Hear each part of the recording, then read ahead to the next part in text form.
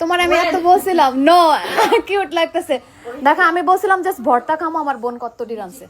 এই যে আর জীবনে বিয়া করবো না এগো দেখে আমি প্রমাণ পাইছি শুনতে আমি বিয়া করি নাই ভর্তা করি নাই তো তুমি এখানে মাংস টাংস কত কিছু রানছো এদিকে আমার তাহলে তো 2 দিন থেকে যাওয়ার দরকার আচ্ছা এখন কি মানে বিয়ার সাথে করবি না কি লাগা আমগো কষ্ট দেখে আচ্ছা আমি এয়ারপোর্ট খুলি কি জিজ্ঞেস করছো হ্যাঁ বলছি যে বিয়ে কেন করবি না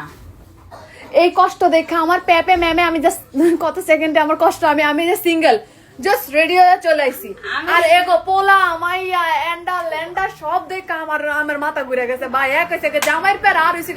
বাচ্চা গো পেরা আমি সহ্য সিঙ্গেল দেখছো যেখানে মন চায় না উঠে পড়ছি তুমি আমি বলি এ শুনেন 2-2.5 ঘন্টা লেটে আসছে হ্যাঁ এটা হচ্ছে সিঙ্গেল মানুষ আমি আগে আসছি এত আন্ডা বাচ্চা তবু আমি আগে চলে আসছি হের বাসা এনতে কদম দিলে 4 কদম বুঝছেন আর আমি আসছি দুনিয়ার এই কোণার থেকে সত্যি না বোন এটা সত্যি ঠিক আছে কিন্তু এখানে একটা পয়েন্ট আছে কিন্তু আমরা অনেক সকালে বের হইছি আন্টি আবার জ্যাম ছিল। জ্যামতেও গেছিল ও জেট্রোতে এই কারণে দেরি হয়েছে ভাইরে তো এত দেরি হইতো না না আমি আন্টির আটা শেষ হয়ে গেছে না উনি তো একা যাইতে পারে না মুরব্বী মানুষ স্থান করে থাক ঠিক আছে ওকে এই কারণে দেরি হয়েছে নাহলে তো যাই হোক ও আমার জন্য ছেলে খুঁজতেছে বুঝছেন হ্যাঁ, please। এই যে আমার বোন ভালো ভালো এই যে- ছেলে না আমাদের সাথে যোগাযোগ করবেন আমরা হচ্ছে দেখে শুনে ভালো দেখে দেন আমরা আমাদের ছোট বোনকে বিয়ে দিব হ্যাঁ হ্যাঁ কিন্তু এরকম যন্ত্রণা দিলে না আচ্ছা আপু আমার ফেভারিট বেগুন ভাজি করছে দেখছো হ্যাঁ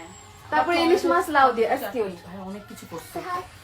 ও শাই অনেক শাই ফিল করতেছে দেখছেন আন্ডা বাচ্চা 2টা মানুষ আইছে না 2জন আন্ডা বাচ্চা সব বইরা লাইছে আর বেচারি দেওয়া এক একজন কি সুন্দর কিউট করে মাশাআল্লাহ ঘুমাইতেছে